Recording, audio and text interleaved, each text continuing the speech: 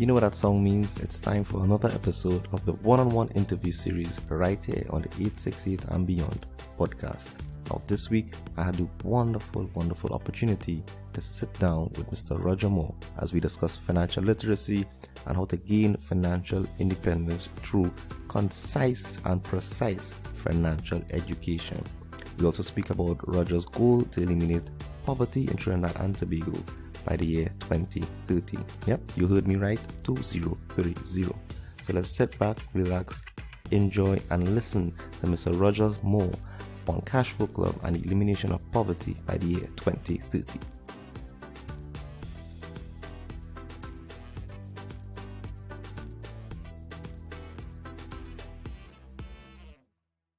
Welcome back to the 868 and Beyond podcast. I'm your host, Jesus, and this is the one-on-one interview series. And today I have a very, very special guest. If you Google his name, you will see 007 come up, James Bond. It comes up.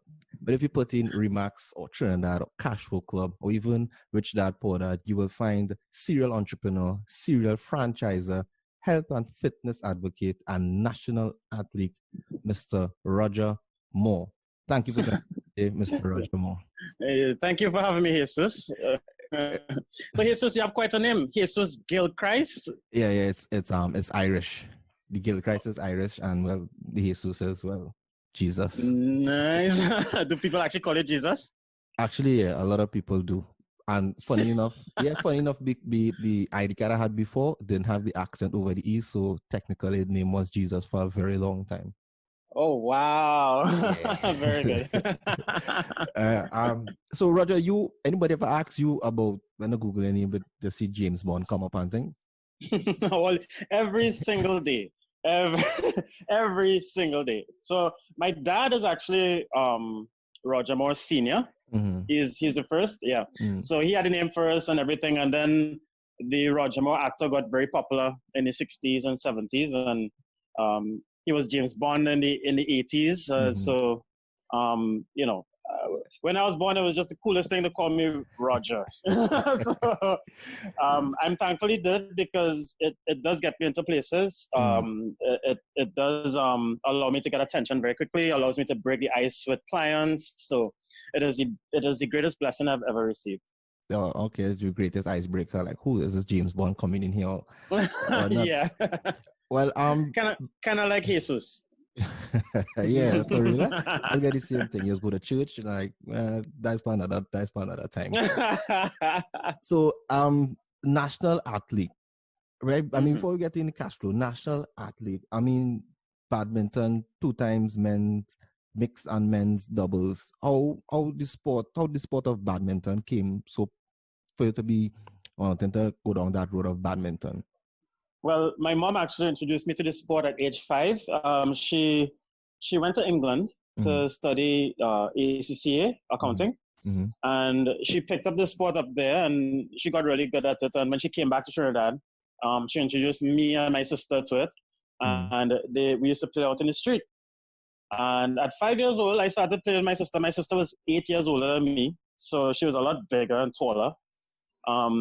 But they didn't allow me to play because I was too small.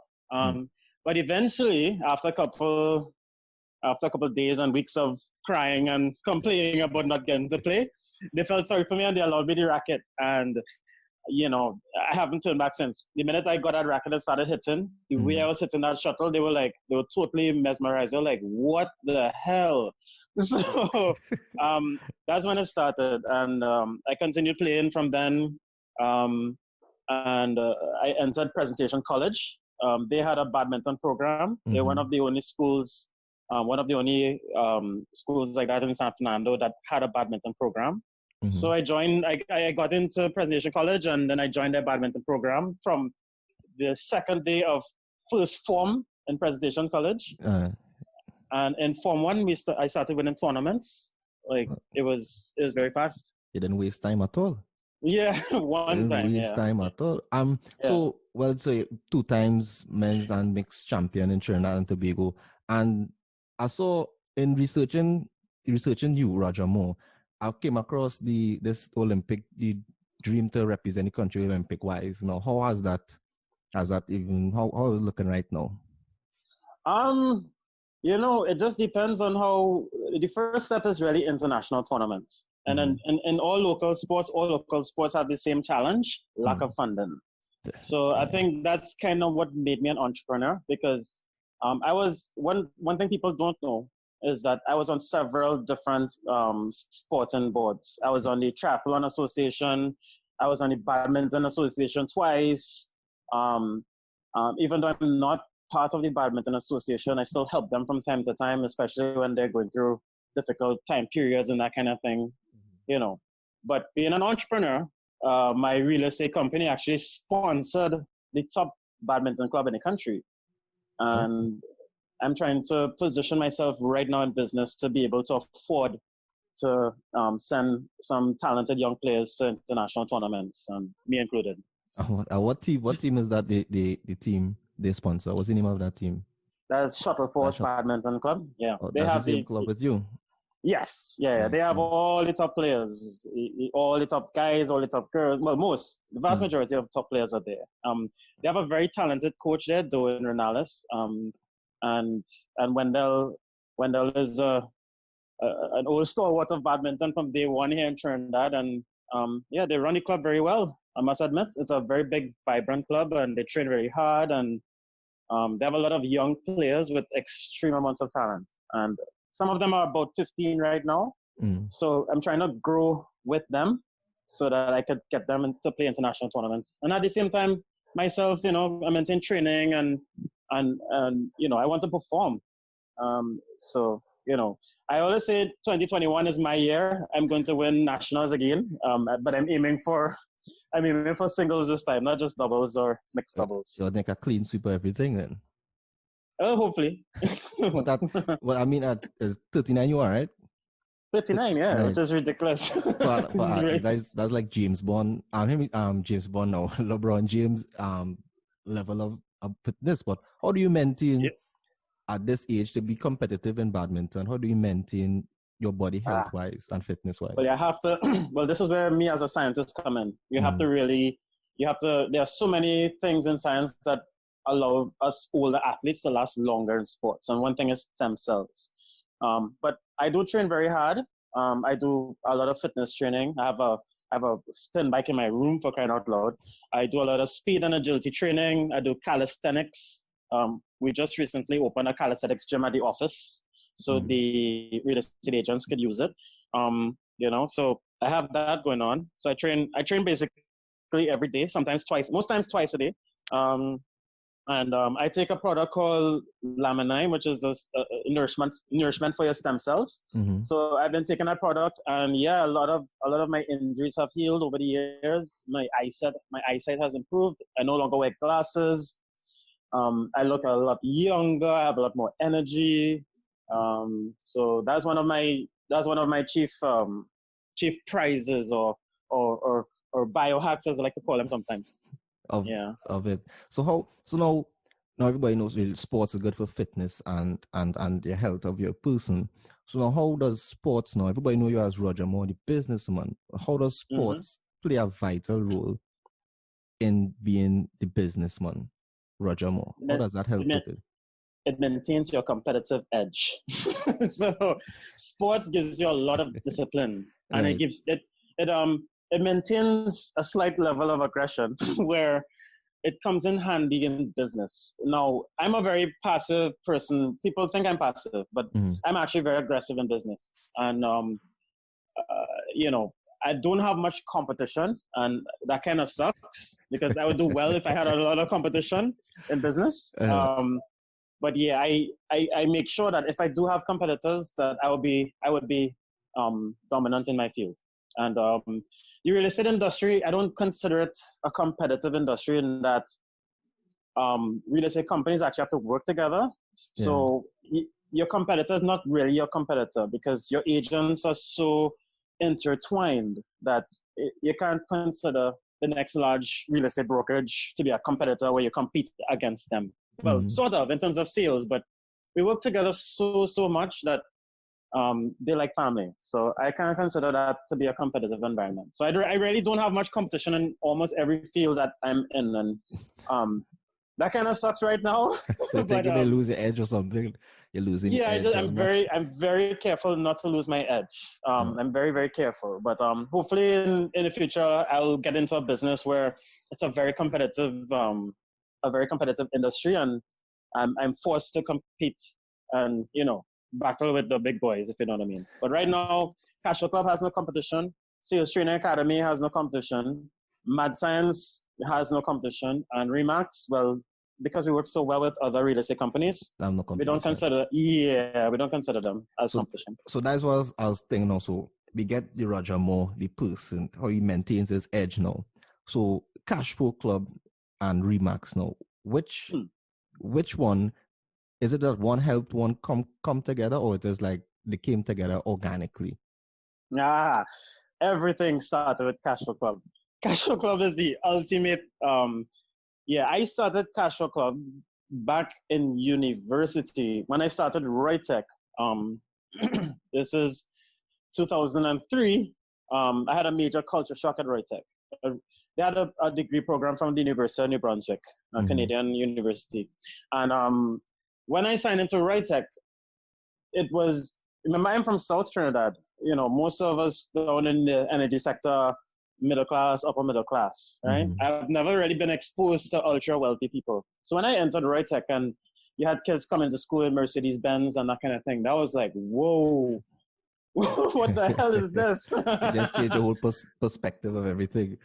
Oh, yeah. I never really was around. I mean, I had rich kids in high school, but not like that kind of wealth. You see, when I was in high school, they didn't have cars. Their parents dropped them to school. But at 22 years old, coming to school, I had my dad just bought me a nice Toyota Yaris, and I felt on top of the world. And I drove into my parking lot, and I was like, oh, God, I'm going to pick up so many girls at Roytech. And I came out the car parking lot, and I was like, Mercedes-Benz, Audi. I was like, what the hell is going on here?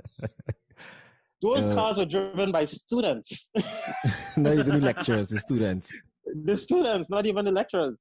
So, and going to Roytech, realized over time, a lot of the kids there were reading Rich Dad, Poor Dad. And I had heard about the book before, but, I was in my early 20s, I didn't like to read books. Who likes to read books? Books are boring. I'd rather go a nightclub. I'd rather, lie down the road, play basketball, play badminton. Yeah, read a book. How boring is that?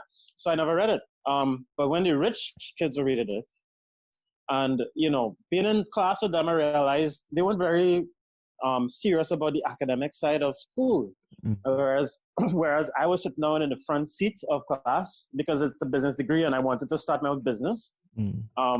So I was one of those that tried to, at first I was going to try to get straight A's or do as best as I can. But the rich kids were sitting down in the back of the class just chilling. And yeah, they passed the exams, but they took life easily. They took their time. And I found that was kind of weird, kind of unfair. So I read Rich Dad, Poor Dad, and before I read it, I borrowed it from a friend of mine who, her dad owns a very successful architectural firm. So I asked her, I said, why are you reading that book? And she said, well, my dad making me read it, it's quite good or whatever. So I said, can I borrow it? So I borrowed it from her and I just read the introduction real quick. And that alone expand your mind and everything. Oh, I immediately left school that same day. I did not attend the classes for the rest of the afternoon. I went straight to Port of Spain. I went downtown Port of Spain. I bought my copy of Rich Dad, Poor Dad for $150. It was the greatest investment I've ever made in my entire life. I immediately forced myself to love reading. I read that book several times over and started reading his other books, including Cashflow Quadrant and then Guide to Investing. And I got to compare my business degree to the business information I was learning from the entrepreneurs, the Rich Dad company, and it was totally opposite. And further reading, I realized that Robert Kiyosaki, the writer, he invented a game that taught the same thing. So by this time, a couple of my friends around me had read Rich Dad, Poor Dad, and we were starting to make some changes to our lives and the way we thought. So we decided to invest in the game. I had a girlfriend at the time. I was dating a girl who's going to university in the States, right? And I convinced her to purchase the game for me and bring it to Trinidad. And we got it in December 2005. We got permission to play it at the school, just about 5 of us, and it blew our minds. We went to our finance lecturer, Cecil Sylvester, and we basically told him about this game that was teaching us a whole semester of work in just 3 hours, and he did something very strange that stuck with me to this day. He discouraged us. He discouraged us from playing the game. He said, we should focus on schoolwork instead. Serious? Yes. So, wow. So we gladly disobeyed. Respectful disobedience. Yeah. Like, we agree, but we disagree with you. So we never stopped holding CashFlow sessions since. We kept the sessions going, at least once every 1 or 2 months at first. Mm-hmm. And then later on, we started doing more sessions. When I graduated from school, I started holding these CashFlow sessions at people's homes and churches. I was still running free sessions, and we ran free sessions for the first 4 years. Eventually became an every weekend kind of thing. And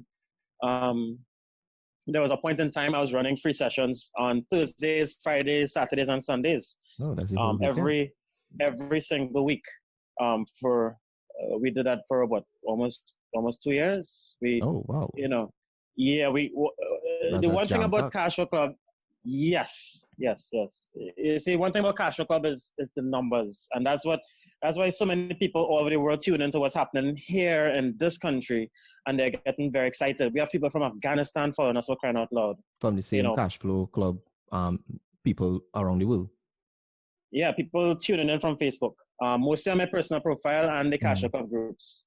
Oh. And yeah, because as I clearly as I say on social media, with no shame or anything, I say we think we can end poverty in this country by 2030, and we're very serious about it, and we think we can do it. There's a possibility it might be sooner. There's a possibility it might be way sooner. And that's even with the COVID-19 economic crisis, all that will do is speed the process up.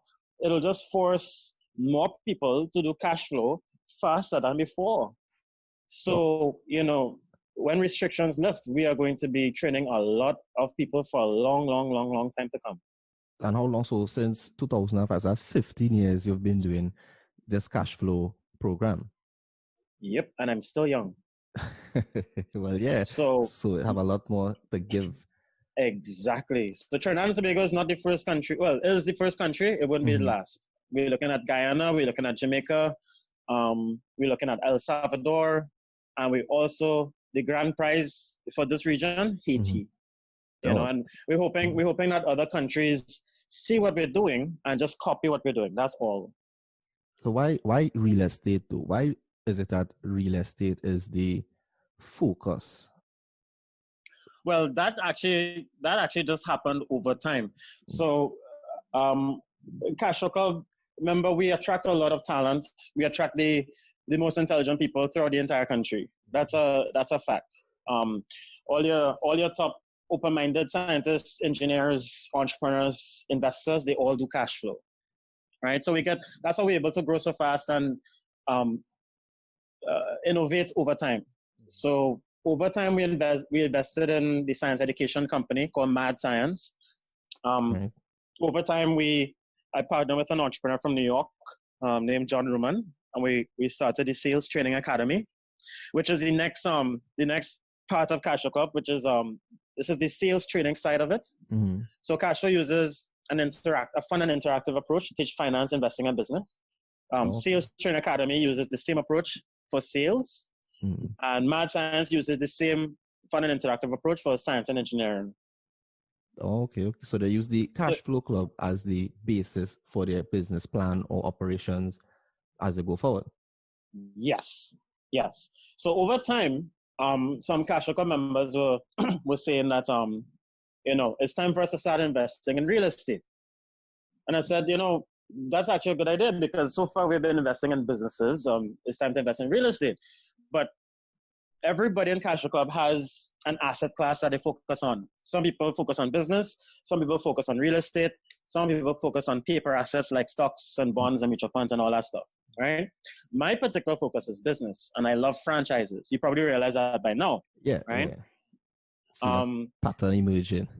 Yes. So when my team at the time said, "Hey, let's invest in real estate," the first thing I decided to do was look for a real estate sales franchise to buy, because two of my I won't say mentors, but two entrepreneurs that I've been following a lot is Dave Thomas, who started Wendy's. Mm-hmm. And what Dave Thomas did was he started off with KFC franchises. He learned the system, and then he came up with the idea for Wendy's. And my favorite entrepreneur of all is Sam Walton. Well, besides John D. Rockefeller, Sam Walton. Sam Walton started Walmart. And how he started off his business career is exactly like me. He started off with franchises. And he had invested in the Benjamin Franklin franchises, which was a general store franchise back in the 1960s. He owned a couple outlets of that franchise, learned the system inside out, and came up with the idea for Walmart. And he even pitched the idea to the franchise owners, and they rejected him. So he just pitched his idea to other rich people and funded the first Walmart. Yeah. So I know exactly how Sam Walton grew his empire. We actually teach that technique at CashFlow, because with a simulation-based approach, you could actually teach anything. When you use a fun and interactive approach, human beings operate at a genius level, and the old saying that every human being is a genius is actually very true. Yes, it's true. People learn at different rates. So even somebody who's heavily dyslexic will come to CashFlow, and they would actually struggle filling out their financial statements. We know how to overcome that. We have volunteers. So if there's somebody that's slow and slightly dyslexic and they get in trouble filling out the financial statement, once we have a volunteer with them filling out the financial statement or helping them fill it out, or even the person next to them helping them fill it out, they would still learn at a very fast rate and apply what they learn after. You sound just like there's a maths teacher I know personally, and he says the same thing. He says it's not about teaching the work, it's about getting a way to make the person you're teaching, make it appeal to them through whatever medium. It have to be interactively, Yep. So I mean that's impressive. That's very, very impressive. And well, as I say, real estate was just organic now. So how is the real estate environment ensuring that for someone to come in through CashFlow? Let's say someone does a CashFlow Club and they decide they want to do real estate now. What is the pathway for them to enter to real estate? Very good. Okay, so currently, because AREA, the governing body of the real estate agents throughout Trinidad and Tobago, they haven't, they're now passing laws to make sure that every agent does that particular real estate course. So everybody that we pick for Remax will have to do that course. But in the first 3 years of business, that wasn't really a rule. So we basically use CashFlow Club as the world's greatest magnet for people, and we choose our talent from the people we find at CashFlow Club. So we actually observe people and their performance level at CashFlow, and that's how we choose our salespeople. That's how we choose our. We're always on a constant lookout for people that have a strong sales background and strong communication skills, and wherever they're at, we take them to that higher level. So CashFlow Club, we find all our talents at CashFlow Club. I mean, you'll be surprised how many very intelligent people we find there. A lot of wealthy people do it. A lot of poor people do it. A lot of middle class people do it. You can't tell who is who at CashFlow because you can't judge people by the way they look or even by the car they drive. That's correct. Once you do CashFlow, you understand why I said that. Some people look rich but actually aren't rich. So you don't know who is who until you talk to them privately and get into it. Exactly. So we're able to find a lot of talent. Right now, Remax has 34 agents, and if in 3 years' time, you tell me that Remax has 150 agents here in Trinidad and Tobago, I would not be surprised. Because that's the potential of something like CashFlow Club at the center of a company. It's a constant magnet for all the top talent throughout the country. The smartest people come to CashFlow and they help us. Even if they don't join our team, they help us grow. They give us advice. They give us connections. You know, when we moved, Garden in the early days, Garden Life had allowed us to rent at their location at St. Vincent Street. When we lost that location, the Tunapuna Chamber of Commerce went out of their way to have us at their location in Tunapuna. And we stayed there for about, for almost, 2 years, 3 years? And when we were running out of space in that location. It was growing so fast. Yeah, Pan American Life at Valpark, that's Winston Williams' branch. They said, well, here what? Come to us and do it for free. And we were there. Actually, we're still sort of there in a way because we still have access to the facilities. They never charge us a cent. They just said, look, they just said, you train as much people as you can. What you're doing is fantastic. So they see the value in the education that you're giving out there. Once people know what we're teaching, they say, Raj, you just train as many people as you can. Let's bring them. We'll get the space. You just bring them now. We will get the space. Yeah. So why it is that not even the Remax, but the cash flow though? Why isn't cash flow being taught even in secondary schools across the land? Why is that? This is something that could help, as you say, eradicate the poverty by 2030 or before that, if it is implemented in the secondary school systems. Because our school system was not designed to produce entrepreneurs and investors. Our school system was designed to produce employees, and that's what it's for. So you can't take a system designed for employees and turn that system around to produce entrepreneurs. That's why they don't produce entrepreneurs and investors. They only produce employees. And the kids that are perfect for business and investing, even if they're from poor circumstances, they're told that they're dunce on a regular basis because they're not serious about their schoolwork. You know what they're serious about? They're serious about hustling, making money. But without guidance, their only role models are the people in their community. And if they're from a lower income sort of community, their role models are going to be more on the low income, more negative crime side. That's the only reason they turn to that side of the coin. But once you teach them, once you show them that if they go into a legit business instead of illegitimate business, they can make more money. Because as you grow, you don't get in trouble with the law. We have had one or two people over the years from illegal businesses come to CashFlow. And I warned them. And I said, when you finish CashFlow and your business starts to expand, you'll be in a lot of trouble legally. And it's true. They get locked up very fast. But if it's a legit business, if you're selling something that's not illegal, you can make way more money. And once kids understand that, they go into legal business in droves. Because deep down inside, everybody wants to make more money. Deep down inside, that's everybody's goal. Yeah, everybody's goal. They would fake it till they make it if necessary. They would drive the expensive cars and go to the most exclusive clubs just to be seen with these people so that they look rich. Like they're there. Look established. Exactly. Wow. Exactly. But you are correct though with if there's no guidance for these kids, so they tend to group together and go the illegal way. When if they have the guidance of the cash flow, they could just, hey fellas, there we go. There's 5 of us. Let's go and start a business. We could use the CashFlow Club and start something multi-millionaire. Because those kids have well-developed social skills. Excellent, right? Excellent social skills. Yes, those kids that lying on the corner of the street till 8 o'clock in the night and that will cause trouble and probably go into a crime. Those same kids, because of their extreme amounts of socialization and networking and all kind of thing, they move in groups and crews or whatever they call them. That's a business trait. Business is a team sport. Those are your entrepreneurs being led into poverty because our education system does not have the tools to convert them into becoming entrepreneurs and investors. It's as simple as that. And that's a worldwide problem. Have you pitched this CashFlow Club to the politicians or the policymakers in this country? Many times. Or at least try to.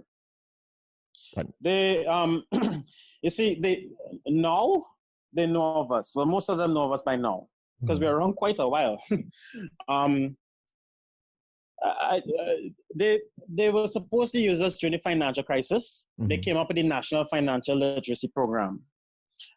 We went to the opening, we were invited, and they never used us because our approach is a simulation or interactive approach. And the approach they chose was the classroom style or seminar style approach. And if you know, we have something called the cone of learning, right? Which is the science of how people, which is the science of how people learn. Yes, I understand. I know about that. If you show them and you teach them and you read and how much you retain, that's how much you retain. Yes, it's all about how much you retain. So when you read, you remember 10% of what you do. When you listen to a lecture, you remember 20% of what you hear. But when you practice something in a simulation, you remember 90% and more of what you experience. Because our brains were designed to learn by doing. It's as simple as that. So when you use that formula, and on top of that, make it fun, the fun part is actually very important. Because you know, when you play, you're young. You used to play video games when you're younger. Still do. It's still part of my daily routine. Exactly, and you could play for hours nonstop, right? Yeah. You forget to eat food sometimes, right? Yeah, anymore, but most times, like about 5-6 years ago, I forget. Yeah. Exactly. You want to take a piss. You don't want to take a piss because you're in the last stage of you know. You're in the zone. You're in that zone. You're in the zone, right? Corns in your fingers and it's still going, right? Correct. That is a scientific thing. That's called flow state, right? That's called flow state. You could play video games for 7 hours straight and not go to the bathroom and not eat any food, not even drink water, right? But you're learning at a very advanced rate. That's called flow state. And we are able to duplicate that at CashFlow Club.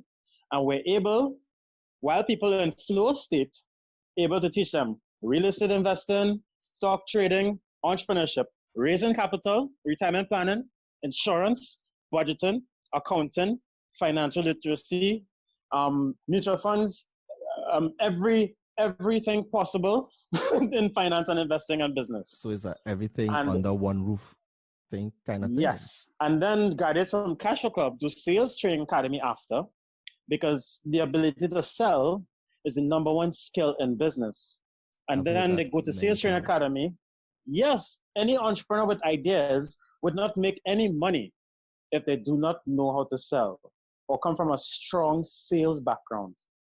So your next task when you finish CashFlow is either to do the sales course or to get a part-time or full-time sales job.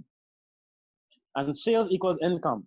So if you can sell, you'll be making plenty money in sales. So it's not about, I could sell, Roger, I could sell. No. Are you making money in sales? If the answer is no, then you cannot sell. If the answer is yes, then you can sell. It's as simple as that. So see, a lot of people have been saying that the Sales Training Academy course is a lot better than CashFlow. It has gotten very popular. We trained Eastern Credit Union, for example, and they started off with 35 people in the class, right? They were going to train 35 people. We ended up training 170. So the popularity just, the name precedes even someone coming and sitting and being in the class then. So much so that people just want to be part of it before being part of it then. Yep. You see, the program works. And when you're able to teach people how to sell, that's a different kettle of fish, because every company throughout this entire country needs top quality salespeople. It's sales that makes the world go round, right? So this is why we're not worried about the COVID-19 economic crisis, because very quickly we could repair that, even with just Sales Training Academy alone. Once people learn how to sell, they will find ways to make money in every possible way you can imagine, because there are so many opportunities out there, so many problems to solve. And I mean, the simple fact that you go to a restaurant or any restaurant and get bad customer service simply means that the room for competition is you have a lot of room for competition. You just have to start a business and give good customer service, and you immediately stand out. And that's, for real, and that's something that turned me off horrible. And the place could look how nice. If customer service horrible, I don't want to go back there. They're dead to me. It's dead to me. It's horrible. Yep. And that's why Remax is doing so well, because all our agents are trained in sales. They're not just trained in real estate. They're trained in sales. So what else you have franchised now after you have Remax? You spoke about Mad Science. That's like this Nihus, that's similar to Nihus, or is something more than it's similar to Nihus, but it's more like this. It's more similar to CashFlow Club than anything else. It's just a science education franchise we found out of Montreal, Canada, and they're number one in the world in science enrichment. And they found a fun way to teach science and engineering that just happens to work extremely well. When kids experience Mad Science, they go absolutely nuts. And, they get access to the internet. They do all sorts of science experiments. They learn science at a very advanced rate. For parents who love that, they love Mad Science. But for parents who don't want their kids to be so curious, they have a hard time. So kids love Mad Science. So this Mad Science is just for kids only, or is like an adult, if an adult interested? I love science. I love to dabble in it. So is it like just for kids only, or if an adult wants to get involved in it? Up to age 18, but we've been having a lot of requests from adults to be part of Mad Science, to actually do the courses as well. So we haven't explored that avenue as yet, but I mean, it's pretty interesting that, a lot of adults actually want to do cash flow. Yeah, because I'm not cash flow, Mad Science. Yeah, because even when we do science shows, the parents want to stay back and watch. Yeah, because I wanted to do science when I was in Form 3 going to Form 4, and the teacher at the time told me, she said, Jesus, no, your marks, but marks wasn't good. But I was always interested in science. Just the work itself was just overwhelming at times. It wasn't suited for me. But up to this day, I'm still involved. I still love anything exciting in science come out. I read about it because I love it still. So hearing this now, I mean, even when I go in rehearse with my kids, I'm interested just as they are interested in seeing certain things for the first time. Yeah, because the school system makes science boring. That's the problem. But when you make science exciting, that's when you foster extreme amounts of curiosity. And I mean, I could go to a disruptive class in St. Benedict's College. And the minute we start Mad Science, they will do anything I ask, because they're in total heaven right now. They get to do experiments. They get to get their hands dirty. They get to make things explode. They're having a ball. And they love nothing better. Like today, I blow up this glass here. So teach me this, and Mr. Moore teach me that. And, so it's something you can look into with not just the children, but the children are important. Get it in their minds, the CashFlow Club and the Mad Sciences. And the Mad Science, I talk about the company from Canada, but how you went from real estate to the science. I feel like I go into the franchise of the science, teaching science to kids. Well, actually, we actually invested in Mad Science about 5 years before we invested in Remax. Oh, okay. So Mad Science was first. Mad Science was second to CashFlow Club. Yeah, second, yeah. The way it's structured, we do workshops, we do after-school programs, we do big science shows, we entertain a lot of kids.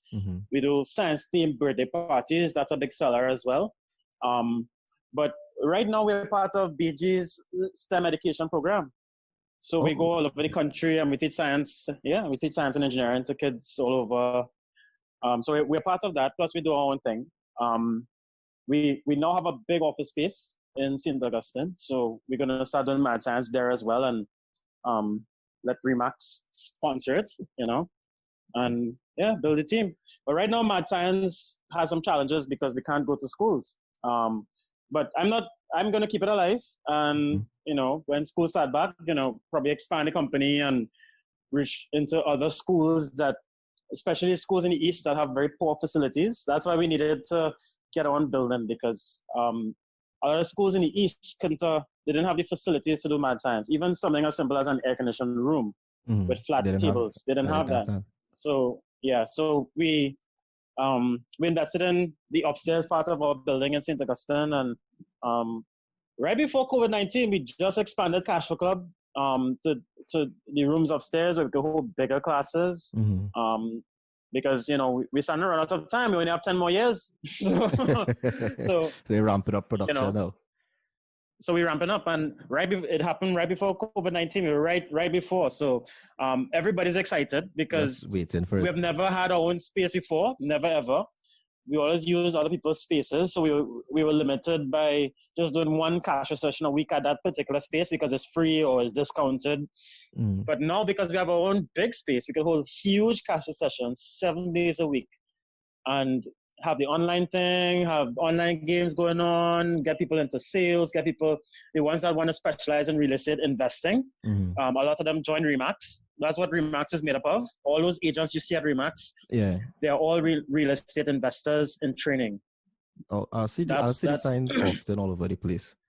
Well, I mean, I know it's you, but I see it like, wow, this man everywhere turn is seeing. You didn't see 21st century, you see Remax everywhere turn. Yeah, because we love hustlers. So hustlers track us down. All hustlers throughout the country that can sell and make plenty money. They say, no. I track it down Roger Moore, but I want to make money with him. Because look at Rodney Gonzalez. He's the guy I posted up on Facebook last week. Right? He's a new one of our top agents right now. Right? When I first heard Rodney on the phone, I mean, I didn't even meet Rodney at CashFlow yet.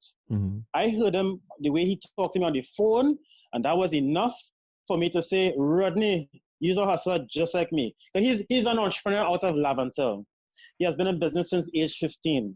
He's early 30s now, like 30, 31 or something like that. So he has been in business for a while. This man have a strong sales background, lots of business experience.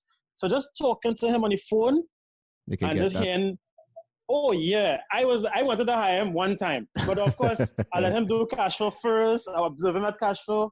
I was like, yeah, you just one of we. You're definitely one of us, right? So he joined right after, but he had joined Remax. But even though he came to the office often, he was still sort of part time. Because he was still running a couple IT companies and they were taking up a lot of time.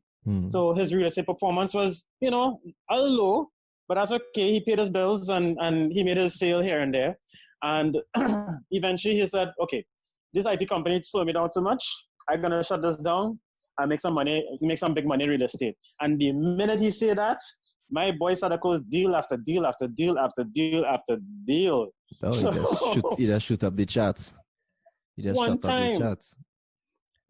time. In fact, our first top agent when we started Remax, our first top agent was 22 years old. Wow. 22? 22. That's barely into adulthood. And she is a girl. well, no, you had the cash flow, the Remax, the math science. Now, again, from the math science, when I was doing research again, I came across some things we were speaking about with regards to the science. And tell me if this name rings familiar to you, Rocket Roger. That's my math science name. Right. So you know where I'm going. So you know where I'm going with this, right?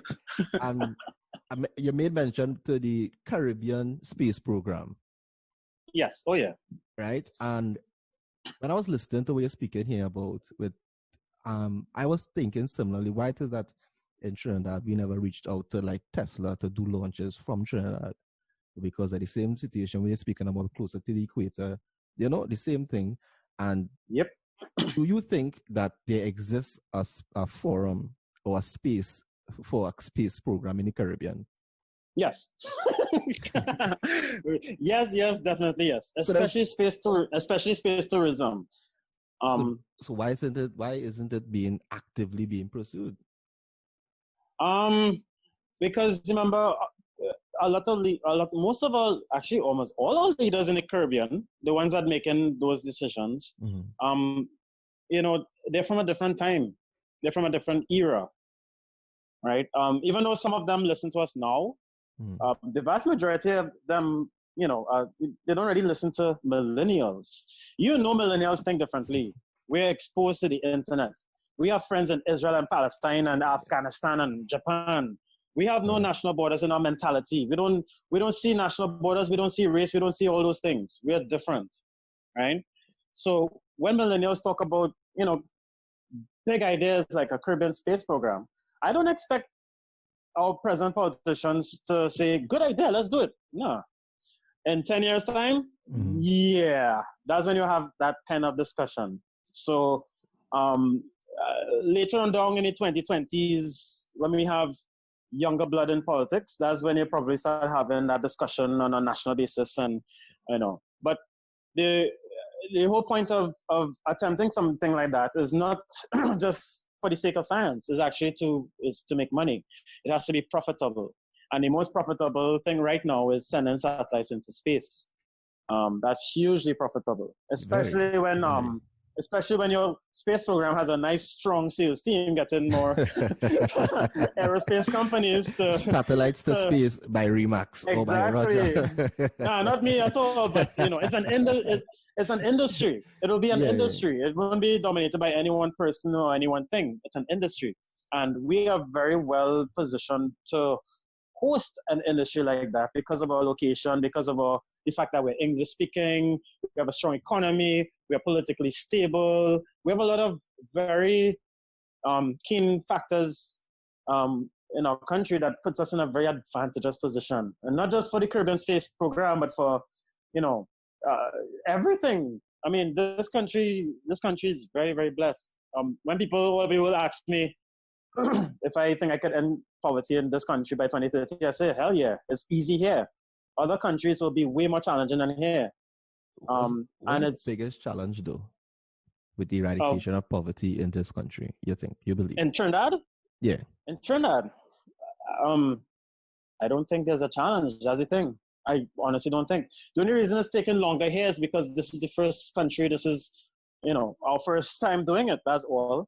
But over time, as we figure out how to make it better, how to innovate and make it more effective, reach more people, probably even have a TV show or online show or something to have a regular forum for people to ask questions. Yes, because the kind of things that we teach at CashFlow, they're not going to teach that in the school system. They would never teach that in the school system. You mean you're going to teach teenagers how to raise millions of dollars? Think about it. It's not going to happen, not for a couple of generations well. Because they need employees, not employers. Exactly. It wasn't designed for something like CashFlow. No, they could have their own CashFlow Club. That's what Naparima Girls High School in San Fernando did. They started their own CashFlow Club, which is what we recommend all schools and all companies to actually do. Start your own CashFlow Clubs. And if you want to know how to run a CashFlow Club, just come to ours and see how it runs and duplicate it. That's all. We want people to duplicate what we're doing. That's why we know we can end poverty, because, even though we will reach a lot of people, you have other CashFlow Clubs doing the same thing, and they would figure out different ways to make it addictive, make it more fun, or make it more appealing, Well, as you said Naparima Girls. I mean, so if you pitched it to these other institutions, why wasn't it picked up by these? I mean, if it works in one school, it should work across the board. It should be like that logically, I believe. I would like to believe. There are a lot of traditional education bureaucrats that will never, ever, ever allow the school system to change. It's a worldwide system. No one country is going to just change it just like that. So then the Western educational system has to change then? Not just Western. Well, worldwide, yeah. It does have to change over time. Yeah. But it's being forced to change right now. We have COVID-19, the big factory style school system it has been broken. Children are home right now. If you start back school right now, a lot of people are going to get infected because children spread germs like crazy. right? So the school system has a lot of challenges right now as we speak. Yeah. So it is. It is on online. I believe it should incorporate that going forward. Just some part of it going forward. But to go back to the point with the space program, I thought a woman I mentioned a few episodes ago in the podcast, Dr. Camille Allen. You ever heard of her? Oh, the rocket scientist. Yes, from from NASA. Trinidad. Yeah, from Trinidad and Tobago. And I didn't even know that we had someone from Trinidad who works in NASA, who's an astronaut. Oh, we have plenty of people from Trinidad working in NASA. Right, I didn't even know that. You understand? I didn't even know that. I told her. In fact, she was the first person to talk about the Caribbean Space Program. Oh, really? Okay. Well, look, and every time she comes to Trinidad and they let her do a speech, she mentions it. But the difference between Camille and I is that she is an employee at NASA. I'm an entrepreneur in Trinidad. And mad science is actually very close to, we're supposed to get it by September, October. Mm-hmm. We're getting a NASA program. So, oh, wow. That's why we're not yet talking. Exactly. But that's why we're not yet talking about the Caribbean Space Program. So that NASA program we're getting from Mad Science, that's going to turn a lot of heads. That'll be the official first step towards a Caribbean Space Program. That's why we don't have to convince anybody. We don't have to convince the politicians and all that stuff, because politicians go according to the will of the people and the will of their financiers, right? So once you understand that, you know how to move. You win over the people, and win over the financiers, the politicians will follow. But that NASA mad scientist combination, that's going to open a lot of doors. Not maybe for my children, not for me, for my children, guaranteed. Yep. The children and the grandchildren. Yeah, they're going to be like the first space tourists, and I would just be like, home somewhere, wishing I could have go with them or something. Like that, they are going Jupiter for the weekend or some nonsense. Yeah, something along those lines. But that's a great initiative. That program will teach them about space travel. It'll teach them about satellites. It'll teach them about gravity in a very practical and fun way. So it's going to be a hit. Wow. Roger, this has been. It's been wonderful speaking to you. I believe that we have to do another episode because I don't think we can unpack everything here. This is like the top of the iceberg when it comes to dealing with anything here we have spoken about. Because I'm sure on any one of the topics we could have gone in depth for about 2-3 hours discussing anything. Oh yeah, very much so. Wonderful. But before we go, I just want to get some closing remarks, and I have 2 questions for you. So I'll do questions first. One, flaxseed. I see you speak about it a lot on Facebook and think, what's the health benefits? Chia seeds. Chia seeds. Yes. Oh yeah. Right. What is the benefits for it? Of it? Chia seeds is a superfood, and there are other superfoods out there, but chia seeds is one of my favorite. I have a pack in front of me right now as I speak. I make sure and eat it with every meal, breakfast, lunch, dinner, yogurt, anything at all. It is packed full with a lot of vitamins and minerals and other micronutrients that are important for the body. It has a lot more calcium than milk. It has more vitamin C than orange juice. It has a high protein. It's ridiculous. A lot of fiber as well. Because of chia seeds, I've been able to cut down the amount of meals I have per day to 1 meal a day. You're still doing I tell people, I'm still doing it. I occasionally cheat with a sandwich, or a doubles, or a chocolate bar, but 1 meal a day. I have been doing 1 meal a day since last year, October. If you'll follow me on Facebook. Yeah. I've seen like this man mad, but once a day, like that. Once a day, and your body adapts very fast. So if I eat more than 1 meal a day, oh my God, I'll feel sluggish, I'll feel slow, I'll feel sick, my stomach will feel too full.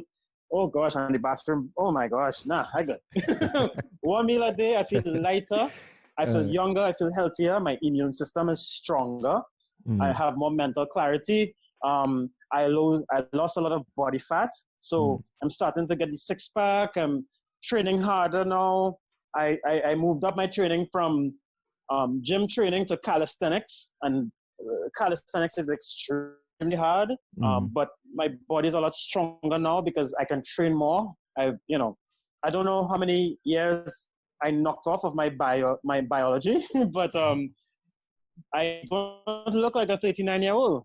If you put me next to somebody from high school, you would think that person is my father. And wow. Yeah, that's wow. that's the power of superfoods. Superfoods are very powerful, and it's just one. That's one. I haven't even tried like moringa yet. I haven't did quinoa yet. I haven't. There are a lot of things I haven't tried as yet. But chia seeds are definitely wow. They're It's definitely amazing. something I want to try because as you speak about it a lot is like this man, he talk things that he really, most times he talks something and there's something to look into. So it's something I really wanted to try for the longest while. So I feel I'll take the leap. And the next question is what you're reading now? What book you're reading now? Or what book you have that you're gonna finish soon? You're going to finish soon. Oh, let me see, because I read a lot of books at the same time. So let me pull up my.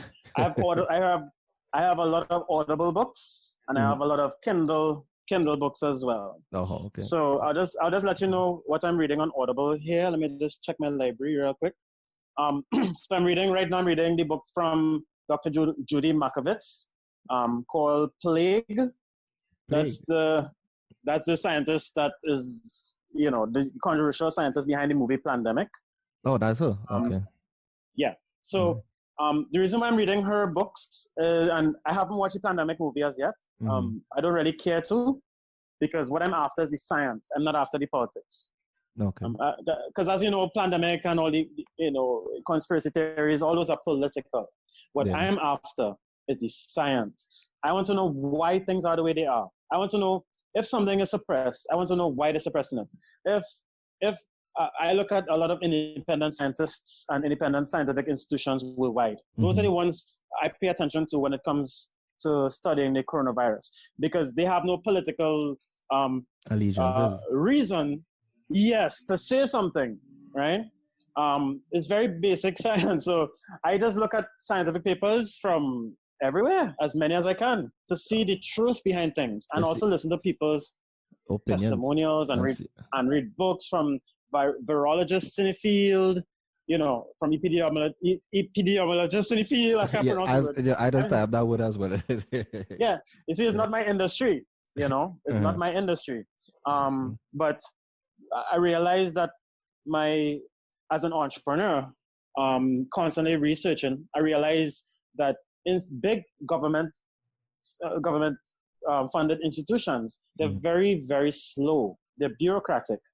If they figure out something new about the virus, the news doesn't reach the general public until months later.